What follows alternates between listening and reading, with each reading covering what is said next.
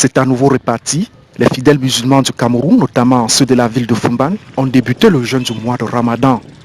Les actes d'adoration tels les prières, les prêches, la psalmodie du Saint-Coran, entre autres, s'intensifient. C'est le cas dans cette mosquée de la place située dans la cité des Arts. Le Ramadan pour nous c'est un mois béni, un mois de recyclage spirituel pour les musulmans. Ce mois englobe en lui plusieurs actes d'adoration parce que l'islam est multidimensionnel. Il n'est pas seulement une relation de transcendance entre nous et notre Seigneur, entre l'adorateur et son Seigneur. C'est aussi une relation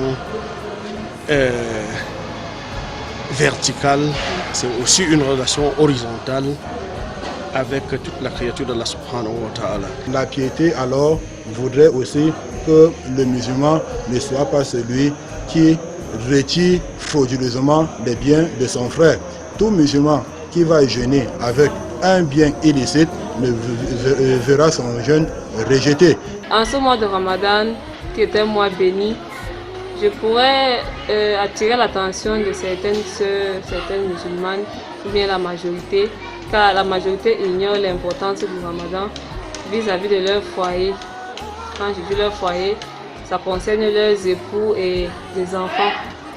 De grandes récompenses qu'ils peuvent recevoir à partir de cela. C'est un seul mois qui peut être 29 ou 30 jours. Mais dans cette période, seulement ces 29 ou 30 jours-là, quelqu'un pourrait gagner le paradis gratuitement. Et comme Allah l'a si bien mentionné dans le Saint-Coran, dans Surat la Vache, verset 183, je cite, « Vous les croyants, vous qui avez cru, on vous a prescrit le jeûne comme on l'a prescrit à ceux d'avant vous. Peut-être atteindrez-vous la piété. » Fin de citation.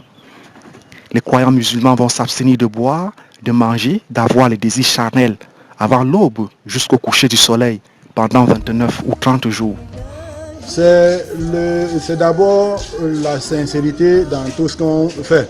Parce que le Seigneur a dit Wama umiru illa liya'budullaha mukhlisina lahu din. Il ne leur a été commandé que d'adorer Allah seul et de lui vouer un culte sincère.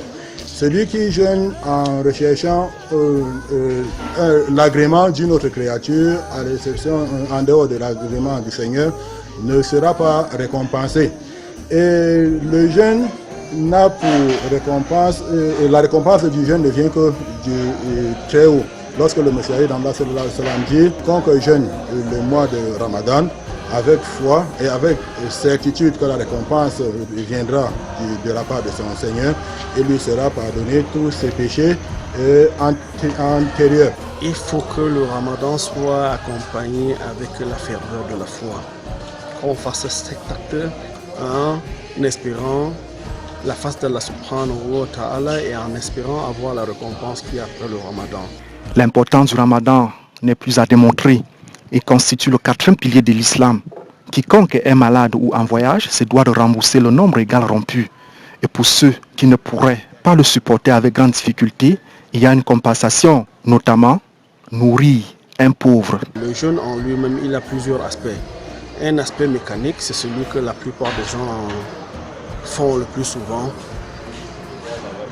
Cesser de boire, de manger ou bien de s'accoupler du lever du soleil jusqu'au coucher du soleil.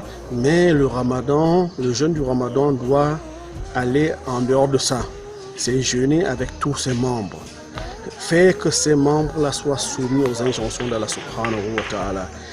Maintenant, qu'est-ce qui pourrait encore être de mieux pour ce mois de Ramadan? C'est la multiplication des récompenses. Il y a une multiple récompense. Tout ce qu'on faisait qui était peut-être, on peut prendre l'exemple sur 10 parce qu'Allah a déjà dit, lorsque vous faites quelque chose, rien que avoir une bonne intention, rien que lorsque tu as l'intention de faire du bien, Allah dit bien qu'il écrit que tu as déjà fait ce bien-là. Et du moment où tu le fais, tu pratiques ce bien, il pourra être multiplié à 10 ou à 70, ça dépend de la foi et ça dépend aussi de la volonté d'Allah subhanahu wa ta'ala. Le Ramadan correspond au 9e mois de l'année musulmane selon le calendrier lunaire. C'est durant ce mois béni et sacré que le Coran a été descendu comme guide pour les gens et comme preuve claire de la bonne direction et du discernement.